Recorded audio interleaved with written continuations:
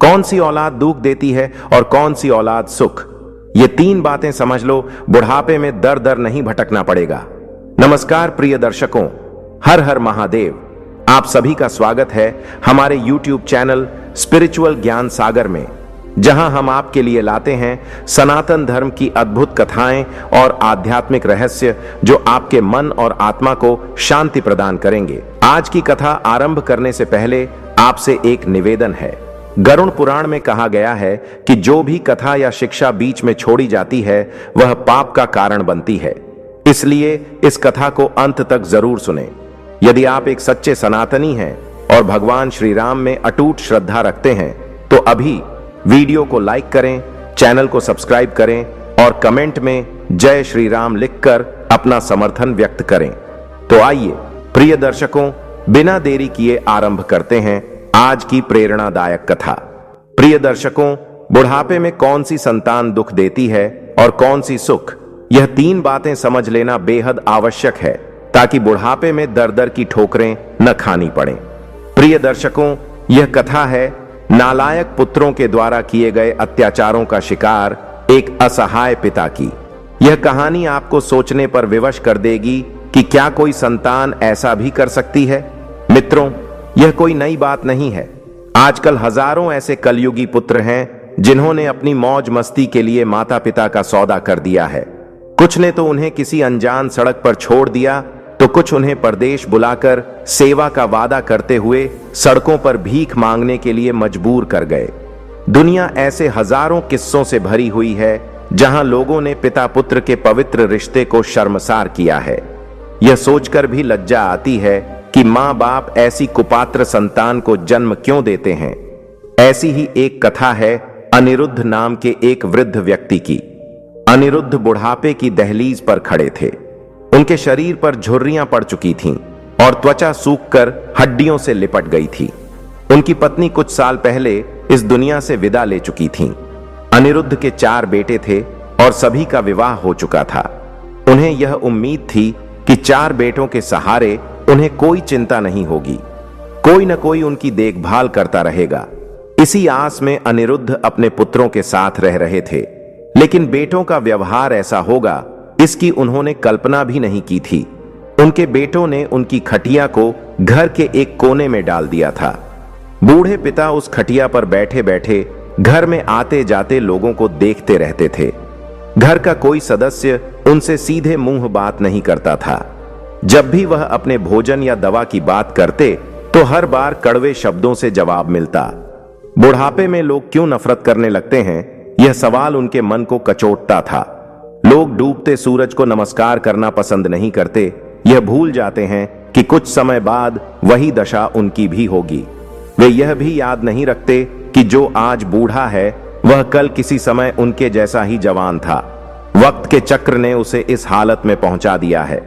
एक दिन बूढ़े अनिरुद्ध अपनी खटिया पर बैठे हुए थे। रसोई में खाना बन रहा था। उन्होंने आवाज लगाई, रोहित बेटा, अगर खाना बन गया हो तो मुझे दे दो, बहुत भूख लग रही है। यह सुनकर रोहित गुस्से से बोला, अरे बुढ़े, क्या तेरे पेट में ज्यादा आग लगी है? अभी तक किसी ने खाना नहीं खाया है। पहले हम खा लेंगे फिर तुझे मिलेगा। हर वक्त खाने की ही रट लगाए रहता है, न कोई काम का है न किसी और चीज का, लेकिन खाने में सबसे आगे है। पुत्र के ऐसे जवाब से आहत होकर अनिरुद्ध चुपचाप बैठ गए। वह सोचने लगे कि पिता और संतान के बीच कितना फर्क होता है। पिता कभी अपने बच्चों को भूखा नहीं रखता, वह हमेशा बच्चों को खिलाकर ही खुद खाना खाता है। लेकिन आज बेटों ने पिता को स्वयं से पहले भोजन देना भी उचित नहीं समझा। अनिरुद्ध के घर का यही हाल था। सब लोग पहले खुद खाते, उसके बाद ही उन्हें खाना दिया जाता। घर में पोते पोतियां, बेटे बहुएं सभी थे, लेकिन कोई भी उनसे प्रेम से बात नहीं करता था। सभी उन्हें डांटते फटकारते रहते थे। अनिरुद्ध ने अपनी पूरी संपत्ति और जमीन जायदाद बेटों को सौंप दी थी। बेटों ने उन्हें झूठे दिलासे देकर और दिखावटी प्रेम दिखाकर यह सब हासिल कर लिया था। उन्हें विश्वास था कि उनका परिवार उनकी हमेशा सेवा करेगा, लेकिन ऐसा नहीं हुआ। मित्रों, यही इंसान की सबसे बड़ी भूल होती है। वह झूठे प्रेम के जाल में फंसकर अपनी सुरक्षा खो देता है। आचार्य चाणक्य ने कहा है कि मनुष्य को अपनी सुरक्षा के लिए धन की रक्षा करनी चाहिए, धन से अधिक पत्नी की और पत्नी से अधिक स्वयं की सुरक्षा करनी चाहिए, क्योंकि बुढ़ापे में उसे अकेले रहना पड़ सकता है। अनिरुद्ध के साथ भी यही हुआ। बेटे बहुएं उन पर अत्याचार करते थे और वह सब कुछ चुपचाप सहन करते थे। उन्हें अपनी बेइज्जती का एहसास तो होता था, लेकिन कर भी क्या सकते थे। उम्र का असर दिन ब दिन बढ़ता जा रहा था। जब उनके बाल और नाखून जरूरत से ज्यादा बढ़ जाते तो वे अपने बेटों से उन्हें काटने को कहते। बेटे यह जिम्मेदारी एक दूसरे पर डाल देते, लेकिन कोई भी इसे पूरा नहीं करता था।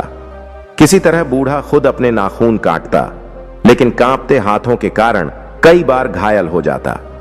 बेटों का खराब व्यवहार अनिरुद्ध को अक्सर रुला देता था।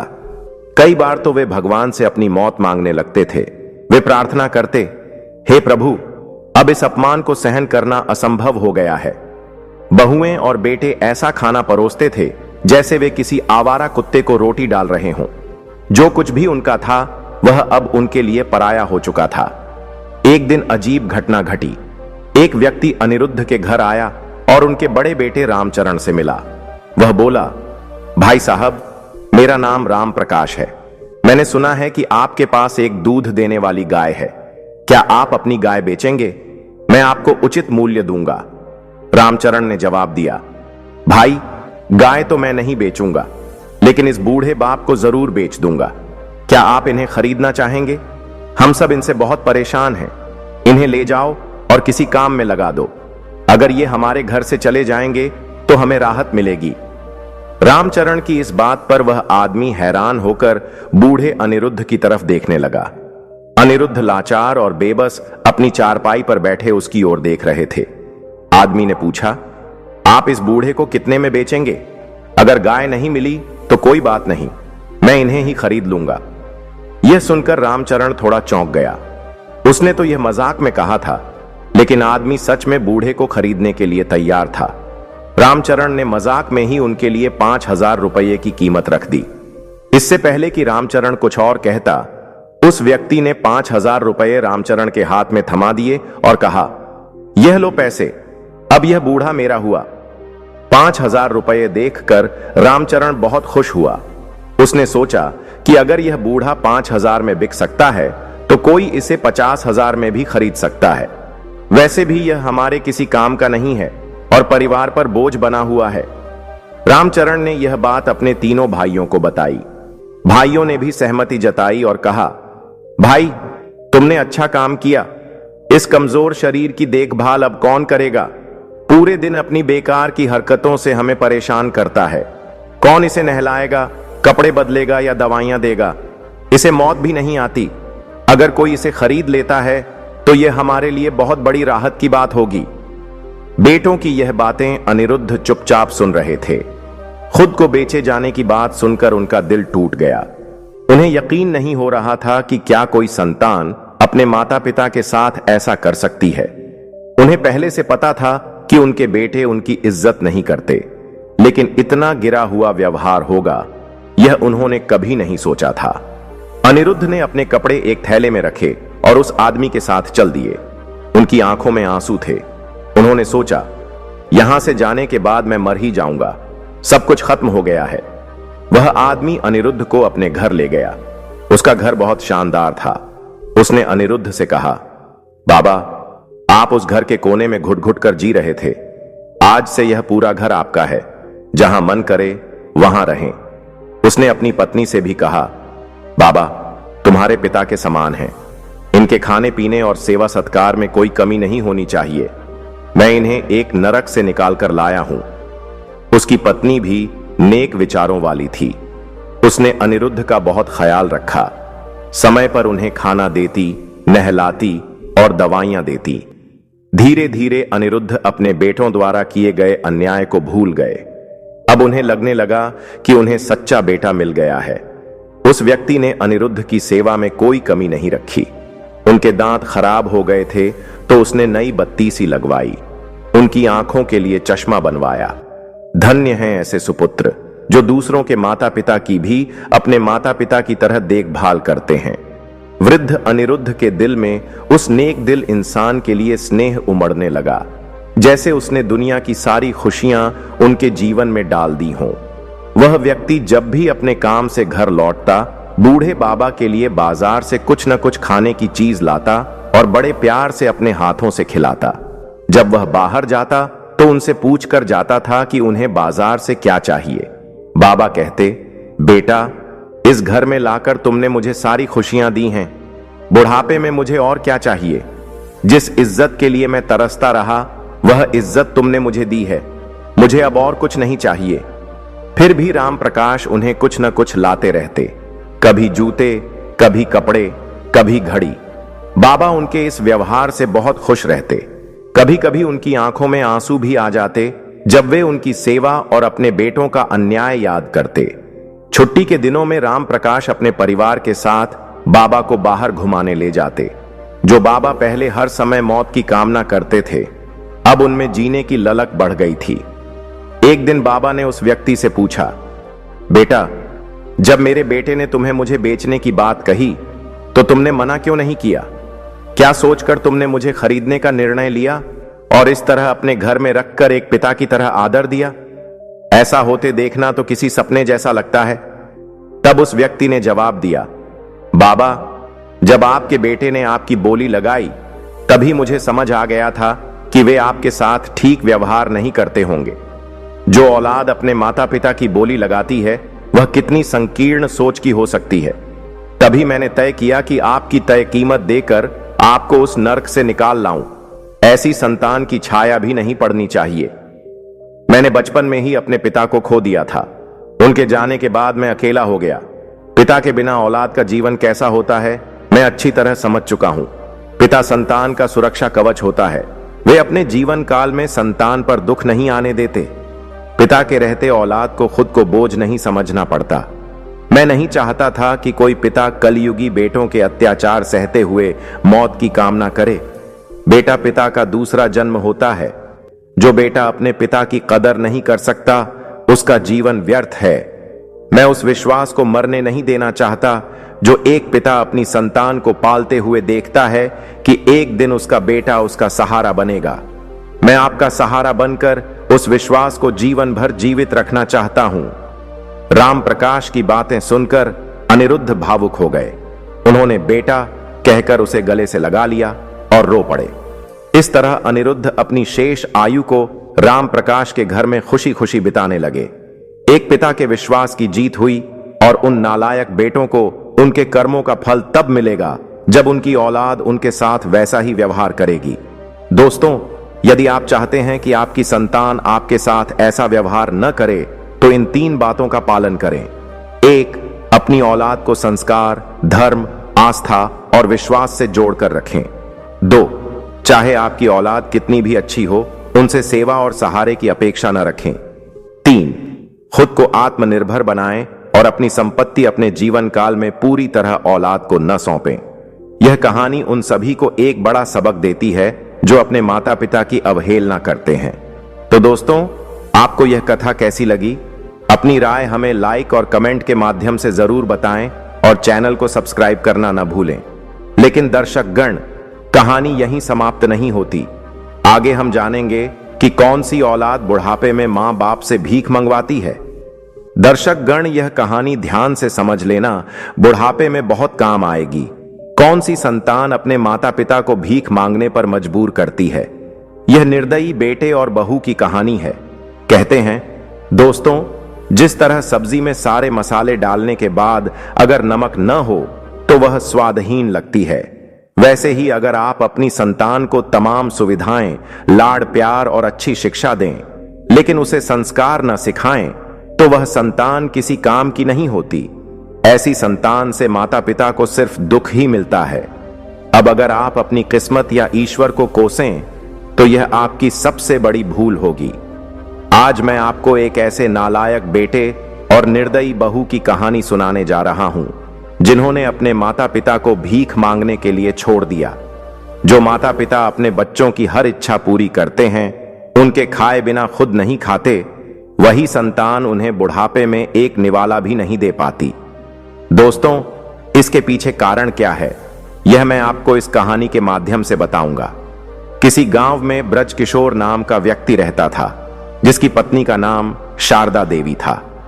ब्रजकिशोर एक मध्यम वर्गीय परिवार से ताल्लुक रखते थे। उनका एक बेटा था, गिरिधर, जिसे वे बेहद स्नेह करते थे। उन्होंने अपने बेटे गिरिधर को हर खुशी दी जो उसने मांगी। ब्रजकिशोर ने बचपन से ही अपने बेटे को बाहर पढ़ाया। गिरिधर केवल छुट्टियों में ही घर आता। उसकी पढ़ाई, खाने पीने और रहने का सारा खर्च ब्रजकिशोर खुद उठाते थे। जब गिरिधर की पढ़ाई पूरी हुई तो उसे उसी शहर में एक कंपनी में प्रबंधक की नौकरी मिल गई। वहीं उसने एक अमीर घराने की लड़की से विवाह कर लिया और वहीं बस गया। कुछ समय बाद उनके घर एक बेटी का जन्म हुआ। उसका नाम सुमंगला रखा गया। सुमंगला जब थोड़ी बड़ी हुई तो उसने अपने पिता के मुंह से अपने दादा दादी के बारे में सुना कि वे एक छोटे से गांव में अपने पुश्तैनी घर में रहते हैं। सुमंगला को अपने दादा दादी से मिलने की तीव्र इच्छा हुई। उसने अपने पिता से कहकर उन्हें अपने पास बुलवा लिया। सुमंगला अपने दादा दादी से मिलकर बहुत खुश हुई। दादा दादी भी सुमंगला को बेहद प्यार करते थे। सुमंगला दिन भर उनके साथ बातें करती। जब वह स्कूल जाने लगी तो दादा उसे रोज स्कूल छोड़ने जाते। वह स्कूल से लौटने के बाद अपना ज्यादातर समय उनके साथ बिताती। ब्रजकिशोर का सपना था कि उनकी पोती डॉक्टर बने। सुमंगला ने डॉक्टरी की पढ़ाई शुरू की और इसके लिए दिल्ली चली गई। जब भी उसे अपने दादा दादी की याद आती, वह फोन पर बात कर लेती। इसी बीच धीरे धीरे गिरिधर की पत्नी अपने सास ससुर से चिढ़ने लगी। वह हमेशा उन्हें घृणा की दृष्टि से देखती। उसने कई बार अपने पति से शिकायत की कि मुझे तुम्हारे माता पिता का व्यवहार बिल्कुल अच्छा नहीं लगता। ये बहुत वृद्ध हो चुके हैं। मैं आधुनिक युग की महिला हूं। इनकी सेवा करना मेरे बस की बात नहीं। इनके गंदे कपड़े धोना, इनके लिए खाना बनाना और दवाइयां देना मेरे पूरे दिन को खराब कर देता है। न मैं कहीं घूमने जा पाती हूं, न अपनी सहेलियों से बात कर पाती हूं। मेरा जीवन जैसे नरक बन गया है। अब मुझसे नहीं होगा। तुम्हें मुझे और अपने माता पिता में से किसी एक को चुनना होगा। पत्नी की बात सुनकर गिरिधर ने भी कुछ नहीं कहा। उल्टा उसने पत्नी को सहारा देते हुए कहा, रेणुका, मैं भी काफी समय से यही सोच रहा था कि किसी दिन माता पिता को गांव छोड़ आऊं। बस थोड़े दिन की बात है। छुट्टी मिलते ही मैं उन्हें गांव छोड़ आऊंगा। पत्नी ने जवाब दिया, मैं अब एक दिन भी और बर्दाश्त नहीं कर सकती। तुम्हें छुट्टी मिले या ना मिले, मैं आज ही उन्हें शहर में छोड़ आऊंगी। वे खुद परेशान होकर गांव लौट जाएंगे। गिरिधर अपनी पत्नी का गुलाम था। उसने कहा, ठीक है, जैसा तुम्हें सही लगे करो। इसके बाद रेणुका ने सास ससुर को शहर में ले जाकर छोड़ने का फैसला कर लिया। उसने उनसे कहा, मांझी और बाबूजी, गिरिधर ने ऑफिस जाने से पहले मुझसे कहा था कि आप दोनों बहुत परेशान रहते हैं। आप लोगों का पूरा शरीर जांचने के लिए आज मैं आपको डॉक्टर के पास लेकर जा रही हूं। चलिए, आज आपका पूरा मेडिकल टेस्ट करा देती हूं, फिर आराम से दवाइयां चलती रहेंगी। दोस्तों, ब्रजकिशोर और शारदा देवी को अपनी बहू के मन में चल रही साजिश का कोई अंदाजा नहीं था। वे दोनों खुशी खुशी रेणुका के साथ जांच करवाने के लिए निकल पड़े। धिक्कार है ऐसे बेटे की गुलामी वाली मानसिकता पर, जिसने अपनी पत्नी की बातों का एक बार भी विरोध नहीं किया और इतनी जल्दी अपने माता पिता के कर्ज को भूल गया। ब्रजकिशोर ने कभी सोचा भी नहीं था कि उनका बेटा, जिसके लिए उन्होंने अपनी हर खुशी त्याग दी, पढ़ाया लिखाया और सफल इंसान बनाया, उनके साथ ऐसा करेगा। ऐसे बेटे सच में धरती पर बोझ हैं। पत्नी तो चलो दूसरे माता पिता की संतान थी, लेकिन गिरिधर तो उनका अपना बेटा था। वह पढ़ लिख कर धन कमाने में तो सफल हो गया, लेकिन रिश्तों की अहमियत का उसे कोई ज्ञान नहीं था। माता पिता के प्रति अपने कर्तव्यों को भी उसने भुला दिया। भौतिक सुख सुविधाओं और वासना की चमक दमक में वह अपने भगवान जैसे माता पिता को भी भूल गया। धिक्कार है ऐसी सफलता पर। इधर रेणुका बहाने बनाकर अपने सास ससुर को जांच करवाने के नाम पर अस्पताल ले गई। वहां उन्हें छोड़कर खुद चली आई। वे बुजुर्ग दंपत्ति सुबह से शाम तक अस्पताल में बैठे रहे। न तो उनका कोई परीक्षण हुआ और न ही रेणुका वापस लौटी। उन्हें यह समझने में देर नहीं लगी कि उनकी बहू ने उन्हें जानबूझकर धोखा दिया है। वे गांव से आए थे और शहर से परिचित नहीं थे, इसलिए 2 दिन तक भूखे प्यासे सड़कों पर भटकते रहे। इधर एक दिन सुमंगला ने अपने दादा दादी से बात करने के लिए फोन मिलाया। उसकी मां ने झूठ बोलते हुए कहा, बेटा तुम्हारे दादा दादी गांव चले गए हैं। हमने उन्हें रोकने की बहुत कोशिश की, लेकिन वे नहीं रुके। कह रहे थे कि हमें गांव की बहुत याद आती है, उनका यहां मन नहीं लग रहा था। सुमंगला ने पूछा, मां जब वे गांव गए तो उन्होंने मुझे फोन करके क्यों नहीं बताया? रेणुका ने जवाब दिया, बेटा उन्होंने इसलिए तुम्हें नहीं बताया क्योंकि वे जानते थे कि तुम उन्हें जाने नहीं दोगी और तुम्हारी पढ़ाई में भी मन नहीं लगेगा, इसलिए उन्होंने तुम्हें बताना सही नहीं समझा। तुम चिंता मत करो, वे हमेशा के लिए गांव थोड़ी गए हैं। जब उनका मन भर जाएगा तो वे वापस आ जाएंगे। तुम अपनी पढ़ाई पर ध्यान दो। तुम्हारे दादा दादी भी चाहते हैं कि तुम खूब मन लगाकर पढ़ाई करो और जल्दी से डॉक्टर बनो। सुमंगला ने अपने दादा दादी के सपने को पूरा करने के लिए अपनी पढ़ाई में और भी अधिक मेहनत की। धीरे धीरे 6 महीने बीत गए। उसका कोर्स पूरा हो चुका था और उसे डॉक्टरी की डिग्री मिल गई थी। वह घर लौटने की योजना बना रही थी, लेकिन उसकी सहेलियों ने कहा, सुमंगला डिग्री मिल गई है तो चलो हरिद्वार गंगा स्नान के लिए चलते हैं, उसके बाद घर चलेंगे।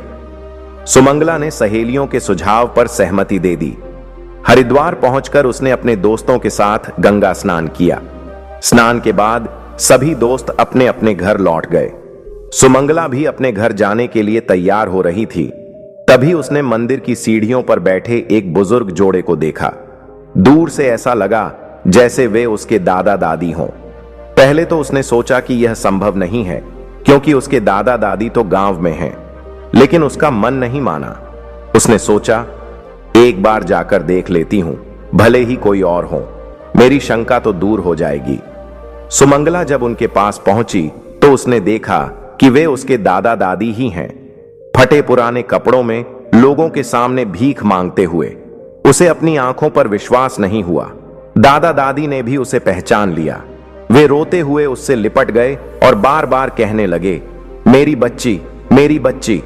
दादा दादी की यह हालत देखकर सुमंगला भी रो पड़ी। उनके कपड़ों से दुर्गंध आ रही थी, उनके शरीर पर मैल जमी हुई थी।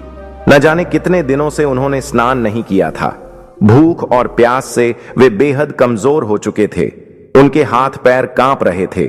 सुमंगला ने रोते हुए पूछा, दादा दादी, मां और पिताजी ने मुझे बताया था कि आप गांव में हैं, फिर यहां कैसे आ गए? दादा ने भरे गले से कहा, बेटी, जो दिन हमने कभी सपने में भी नहीं सोचा था, वह हमारी बहू और बेटे ने हमें दिखा दिया। शायद हमने उन्हें पाल पोस कर बहुत बड़ा पाप किया। उसी पाप का फल हम आज भुगत रहे हैं। सुमंगला ने कहा, दादाजी, उन्होंने तुम्हारे साथ क्या किया? मुझे सब बताइए। तब सुमंगला के दादा दादी ने पूरी घटना विस्तार से बता दी। बोले, बेटा, एक दिन तुम्हारी मां हमें जांच कराने के नाम पर अपने साथ ले गई और फिर वहीं छोड़कर चली गई। हम कई दिनों तक अनजान सड़कों पर भूखे प्यासे भटकते रहे। हमारे बेटे ने भी हमें ढूंढने का प्रयास नहीं किया। एक दिन कुछ लोग मिले जो हरिद्वार जा रहे थे। उन्होंने हमारा नाम पता पूछा और कहा कि हम तुम्हें तुम्हारे घर छोड़ देंगे, लेकिन हमने उन्हें कुछ नहीं बताया। हमने सोचा, जिस बहू बेटे ने हमें घर से निकाल दिया, अब उनके घर जाकर क्या करेंगे? हमने उनसे कहा कि हमारा कोई नहीं है। फिर वे हमें हरिद्वार ले आए। उन्होंने कहा कि यहां भोजन पानी का भंडारा होता है और कोई वृद्धाश्रम वाला हमें ले जाएगा। तब से हम यहीं हैं। कोई हमें पैसे दे देता है तो उससे दवाई खरीद लेते हैं। सुमंगला अपने माता पिता की इस करतूत को सुनकर क्रोध से भर उठी। उसे अपने मां बाप से घृणा होने लगी। उसने अपने दादा दादी को नहलाया, साफ कपड़े पहनाए और कहा, अब आप दोनों मेरे साथ घर चलिए। दादा दादी अपने हाथ छुड़ाते हुए बोले, बेटी, हम अब उस घर में नहीं जाएंगे जिसने हमें यहां भीख मांगने के लिए छोड़ दिया। वे हमारे लिए मर चुके हैं। हम इसी मंदिर की सीढ़ियों पर बैठकर भीख मांगकर अपना जीवन व्यतीत कर लेंगे। सुमंगला बोली, नहीं दादाजी, मैं आपको यहां नहीं छोड़ सकती। आप दोनों को मेरे साथ चलना ही होगा। आज से मैं स्वयं आपकी देखभाल करूंगी और हमेशा आपके साथ रहूंगी। दोस्तों, इतना कहकर सुमंगला अपने दादा दादी को अपने साथ घर ले आई और अपने माता पिता से बोली, मां माँ और पिताजी, जब आप दोनों भी दादा दादी की तरह बूढ़े हो जाओगे तो मैं भी आपको जांच के बहाने कहीं छोड़ आऊंगी। तब आप अभी से भीख मांगने की आदत डाल लो ताकि बुढ़ापे में काम आए। बेटी की ये बातें सुनकर उनके माता पिता दंग रह गए। उन्होंने कहा, बेटी, तुम कैसी बातें कर रही हो?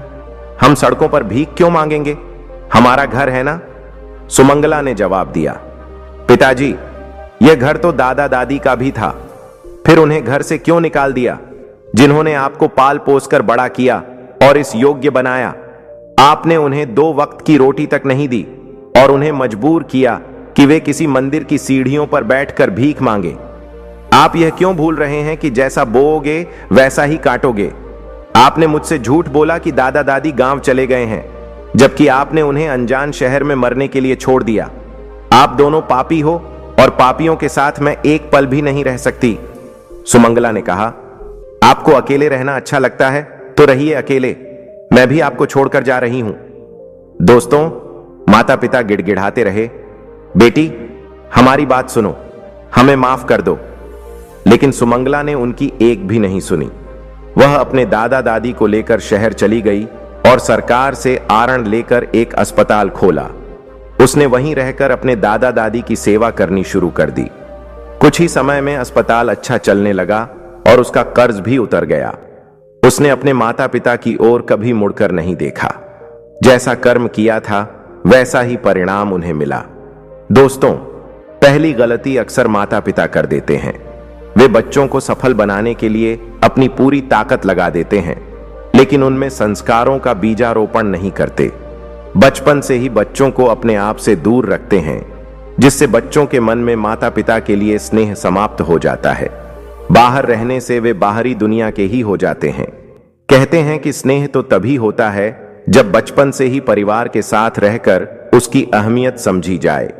बाहर रहने से बच्चों के मन में परिवार से दूर रहने की आदत बन जाती है। रही सही कसर बहू पूरी कर देती है और माता पिता को उस समय भी अकेला रहना पड़ता है जब उन्हें सबसे ज्यादा सहारे की जरूरत होती है। इसलिए माता पिता को यह ध्यान रखना चाहिए कि वे अपने बच्चों को इतना दूर न रखें कि वे हमेशा के लिए दूर हो जाएं। उन्हें परिवार में रहकर संस्कार और सदाचार सिखाएं। अच्छा इंसान बनने के लिए जितनी शिक्षा जरूरी है, उतने ही संस्कार भी आवश्यक हैं। शिक्षा से वे सफल तो बन जाएंगे, लेकिन इंसान नहीं बन पाएंगे। तो दोस्तों, आपको यह कथा कैसी लगी? अपनी राय हमें लाइक और कमेंट के माध्यम से जरूर बताएं और चैनल को सब्सक्राइब करना न भूलें। लेकिन दर्शक गण, कहानी यहीं समाप्त नहीं होती। आगे हम जानेंगे कि मां बाप के बूढ़ा होते ही औलाद क्यों बदल जाती है। यह कहानी एक आलसी बेटे की है जो विदेश जाकर अपनी बूढ़ी मां की खोज खबर तक नहीं लेता। मैं सोचता हूं, हे भगवान, जो संतान मां बाप को भूल जाए, ऐसी संतान की रचना ही क्यों करते हो? क्या मां बाप इसी दिन को देखने के लिए अपने बच्चों को पालते पोसते हैं कि बड़े होकर वे शोहरत और संपत्ति की चकाचौंध में खो जाएं और माता पिता की आशाओं, उनकी उम्मीदों और खुशियों को कुचल दें? अगर बच्चों को पालने पोसने का ऐसा ही प्रतिफल मिलना है तो कौन संतान को जन्म देना चाहेगा? दोस्तों, यह कहानी एक बेबस बूढ़ी मां की है जिसका बेटा धन कमाने की चाह में विदेश गया था।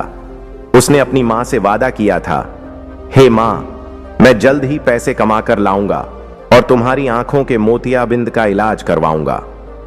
किसी नगर में एक विधवा बुजुर्ग महिला रहती थी। उसके 3 बच्चे थे। एक बेटी थी जिसकी शादी हो चुकी थी। छोटा बेटा गंभीर बीमारी के कारण इस दुनिया से चला गया था। अब उस वृद्धा के जीवन का सहारा उसका बड़ा बेटा ही था। वह उसी की सलामती की प्रार्थना करती थी और दिन रात उसकी भलाई के लिए दुआएं मांगती थी। उसकी आंखों में मोतियाबिंद की समस्या थी। बेटा अपनी मां की आंखों का इलाज कराने का वादा करके दिल्ली चला गया। बूढ़ी मां किसी घर में खाना बनाने, झाड़ू पोंछा करने का काम करती थी। वह घर एक दयालु महिला मीनाक्षी का था। मीनाक्षी बहुत उदार और समझदार स्वभाव की महिला थी। बूढ़ी मां वहां काम करने जाया करती थीं। हालांकि उनकी सेहत ऐसी नहीं थी कि वे किसी के घर काम कर सकें। फिर भी समय बिताने और अपनी भूख मिटाने के लिए उन्हें यह करना पड़ता था। बेटे को गए हुए 1-2 साल बीत चुके थे, लेकिन अब तक उसने अपनी मां की कोई सुध नहीं ली थी। मां बेटे के लौटने की उम्मीद में हर रोज इंतजार करती थी। एक दिन जब दीपावली का पर्व आया तो बूढ़ी मां मीनाक्षी के घर पहुंच गई। मीनाक्षी ने उनसे कहा, मां जी, आज आप घर पर रहकर आराम करती, यहां आने की तकलीफ क्यों उठाई? सफाई का काम तो पहले ही पूरा हो चुका है। बूढ़ी मां बोली, बहू, घर पर बैठे बैठे मन घबरा रहा था, सोचा थोड़ा तुम्हारी मदद कर दूं, और मुझे पूरा यकीन है कि आज मेरा बेटा मुझे फोन जरूर करेगा। मीनाक्षी ने सोचा, शायद बेटे से बात करने की आस में ही बूढ़ी मां छुट्टी के दिन भी यहां आई हैं। आखिर मां का दिल होता ही ऐसा है, बेटा याद करे या न करे, लेकिन मां का मन हर पल अपने बच्चे से मिलने को बेचैन रहता है। मीनाक्षी ने बूढ़ी मां को घर के भीतर बुलाया और बैठने के लिए कहा। बूढ़ी मां बड़े ध्यान से मीनाक्षी के फोन को देख रही थीं। जब भी कोई फोन आता वह सोचती कि उनके बेटे का फोन होगा। मीनाक्षी जब फोन उठाकर हेलो कहती तो बूढ़ी मां की आंखें खुशी से चमक उठतीं। लेकिन हर बार फोन मीनाक्षी के किसी रिश्तेदार का होता जो दीपावली की शुभकामनाएं देने के लिए फोन करते थे। यह देखकर बूढ़ी मां निराश हो जाती और फिर अपनी जगह पर बैठ जाती। सुबह से शाम के 4 बज चुके थे और बूढ़ी मां मीनाक्षी के घर एक फोन कॉल का इंतजार कर रही थीं। मीनाक्षी ने कहा, काकी, अब तो 4 बज गए हैं, अगर फोन आता तो अब तक आ जाता। कब तक इंतजार करोगी? रात होने वाली है, अब तुम अपने घर जाओ और दिवाली की तैयारी करो। इतना कहकर मीनाक्षी ने रंगोली बनाना शुरू किया। बूढ़ी मां भी मीनाक्षी के पास बैठ गईं और रंगोली में रंग भरने लगी। मां की आंखों के सामने वह दृश्य बार बार घूम रहा था जब बेटा दिल्ली जाते समय उनसे लिपटकर खूब रोया था और वादा किया था, हे मां, तुम मेरा इंतजार करना, मैं ढेर सारा पैसा कमाकर लाऊंगा और तुम्हारी आंखों का इलाज करवाऊंगा। मां की आंखों में केवल यही एक उम्मीद की किरण थी कि बेटा आएगा और उनकी आंखों का ऑपरेशन करवाएगा। मित्रों, बूढ़ी मां के गांव का एक व्यक्ति कुछ समय पहले रोजगार की तलाश में दिल्ली गया था। वहां उसकी मुलाकात बूढ़ी मां के बेटे से हुई। उसने बेटे को मां का पूरा हाल बताया कि उनकी मां तुम्हारी याद में परेशान हो गई हैं। उनकी आंखों की रोशनी कम हो रही है और वह हर समय तुमसे मिलने की इच्छा रखती हैं। उसने यह भी कहा कि तुम ही उनकी आखिरी आस हो, इसलिए कभी कभी उन्हें फोन करके उनका हालचाल जरूर लिया करो। तुम्हारे लिए ही उनकी दुनिया बसती है। बूढ़ी मां के बेटे ने कहा कि वह अत्यधिक व्यस्त रहता है, इसलिए बात करने का मौका नहीं मिल पाता। उस व्यक्ति ने बूढ़ी मां के बेटे से उसका मोबाइल नंबर ले लिया और गांव लौटकर बूढ़ी मां को बताया कि वह दिल्ली में उनके बेटे से मिला था। उसने कहा कि बेटा दिल्ली में एक फैक्ट्री में काम करता है और वहां उसने एक युवती से विवाह करके अपना परिवार बसा लिया है। बेटे की शादी की बात सुनकर बूढ़ी मां को विश्वास नहीं हुआ। उन्हें लगा कि वह व्यक्ति उनसे ईर्ष्या करता है, इसलिए ऐसा कह रहा है। उन्हें लगता था कि उनका बेटा उनकी मर्जी के बिना कुछ नहीं करता, फिर शादी कैसे कर सकता है। लेकिन उन्हें यह नहीं पता था कि कैसे कुछ ही क्षणों में रिश्ते पराये हो जाते हैं। उस व्यक्ति ने जो मोबाइल नंबर दिया था, बूढ़ी मां ने वह नंबर मीनाक्षी मैडम से मिलाने के लिए कहा। फोन किसी महिला ने उठाया और कहा कि उनके पति घर पर नहीं हैं। मैं उनकी पत्नी बोल रही हूं। यह सुनकर बूढ़ी मां को गहरा धक्का लगा। बूढ़ी मां ने कहा, बेटी, मैं उसकी मां बोल रही हूं, मुझे उससे बात करनी है। महिला ने कहा, ठीक है मां जी, आपको प्रणाम, सब कुशल मंगल है। आपके बेटे अभी फैक्ट्री में काम कर रहे हैं, मैं कल आपकी उनसे बात करा दूंगी। बूढ़ी मां इस आशा के साथ कि बेटा जरूर फोन करेगा, दीपावली के दिन सुबह ही मीनाक्षी मैडम के घर पहुंच गईं। शाम के 4 बज चुके थे, लेकिन बेटे का फोन नहीं आया। उनकी बेचैनी बढ़ती जा रही थी। बूढ़ी मां ने मीनाक्षी से कहा, बहू, तुम एक बार और फोन लगाकर देखो, क्या पता बेटा भूल गया हो। आज दिवाली है, हो सकता है वह त्योहार की तैयारियों में व्यस्त हो। मीनाक्षी मैडम ने बूढ़ी मां के निवेदन पर फोन लगाया। इस बार फोन किसी पुरुष ने उठाया। मीनाक्षी ने कहा, महेश, तुम्हारी मां तुमसे बात करना चाहती हैं। दूसरी ओर से जवाब आया, मैडम, यहां कोई महेश नहीं रहता, कृपया इस नंबर पर दोबारा फोन मत करना। यह कहकर फोन काट दिया गया। फोन कटने के बाद मीनाक्षी मैडम ने बूढ़ी मां की ओर देखा जो आंखों में एक उम्मीद लिए उनकी तरफ टकटकी लगाए देख रही थीं। मीनाक्षी का दिल भर आया। वह बूढ़ी मां से सच नहीं कह सकी क्योंकि वे उनका दिल तोड़ना नहीं चाहती थीं। मीनाक्षी ने कहा, मां जी, फोन सही से काम नहीं कर रहा था, उधर से आवाज साफ नहीं आ रही थी। बूढ़ी मां ने कहा, कोई बात नहीं बहू, कल फिर कोशिश कर लेना, शायद कल बात हो जाए। यह कहकर बूढ़ी मां उदास होकर घर लौटने लगी। मीनाक्षी मैडम का दिल आज बेहद दुखी था। वह सोच रही थीं कि लोग इतने स्वार्थी कैसे हो जाते हैं। मां से 2 मिनट बात करने का समय भी नहीं निकाल सकता। वर्षों पुराने उस मजबूत रिश्ते को पल भर में भुला दिया। मीनाक्षी को यकीन हो गया कि वह स्वार्थी आदमी बूढ़ी मां का बेटा नहीं हो सकता। थोड़ी देर सोचने के बाद मीनाक्षी ने अपनी अलमारी से कुछ पैसे निकाले और बूढ़ी मां को आवाज दी, जो अभी दरवाजे से बाहर ही पहुंची थीं। बूढ़ी मां ने सोचा शायद बेटे का फोन आ गया होगा। एक पल के लिए उनके चेहरे पर खुशी झलक पड़ी। मीनाक्षी ने कहा, मां जी, आपके बेटे का फोन तो नहीं लग पाया, लेकिन उसका संदेश आया है। उसने कहा है कि ये पैसे आपको दे दूं ताकि आप अपनी आंखों का इलाज करवा लें। जब वह आएगा तो पैसे वापस कर देगा। मीनाक्षी ने वह पैसे बूढ़ी मां को दिए। बूढ़ी मां की आंखों में आंसू आ गए। उन्होंने आंखें पोंछते हुए पैसे ले लिए और कहा, बहू रानी, मुझे पता था कि मेरा बेटा मुझे भूल नहीं सकता। उसे मेरी आंखों की बहुत चिंता है। मीनाक्षी ने बेटे के प्यार का भ्रम बनाए रखा ताकि बूढ़ी मां का बुढ़ापा उम्मीद और संतोष के साथ कट सके। उस दिन मीनाक्षी भी फूट फूट कर रो पड़ी और सोचने लगी कि कैसे कोई बेटा इतना निर्दयी और पत्थर दिल हो सकता है। आज से मैं ही उनकी बेटी बनकर उनकी पूरी देखभाल करूंगी ताकि एक मां का विश्वास बना रहे। बेटे ने तो अपनी मां को भुलाकर उन्हें खो दिया, पर मां के हृदय में बसने वाला वह प्रेम जीवन भर जीवित रहना चाहिए। जिस दिन मां ने अपनी औलाद को भुला दिया, उस दिन इस संसार में कुछ शेष नहीं रहेगा। कहते हैं, पुत्र बुरा हो सकता है, लेकिन माता कभी माता होना नहीं छोड़ती। लोग अपने स्वार्थ में इतने मग्न हो जाते हैं कि रिश्तों की जिम्मेदारियों को भी भूल बैठते हैं। मां बाप को भुलाने का मतलब है कि आपने अपने धर्म को भुला दिया, आपने अपने ईश्वर को भुला दिया, आपने अपने आत्मसम्मान को भुला दिया और सबसे बड़ी बात, आपने स्वयं को भुला दिया। ऐसे व्यक्तियों के लिए केवल निंदा ही हो सकती है। धिक्कार है उनके जीवन को जो पशुओं से भी बदतर हो गए हैं। तो प्रिय भक्तों, इस कथा के बारे में आपके क्या विचार हैं? कृपया अपनी अनमोल राय हमें कमेंट बॉक्स में जरूर बताएं।